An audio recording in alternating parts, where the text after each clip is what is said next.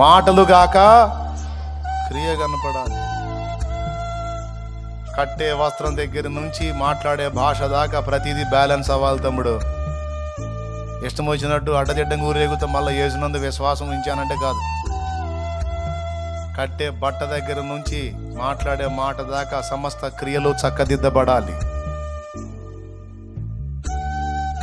అడ్డదిడ్డమైన బతుకుతా యేసునందు విశ్వాసం ఉంచాను, నేను విశ్వాసం ఉంచానంటే కాదు.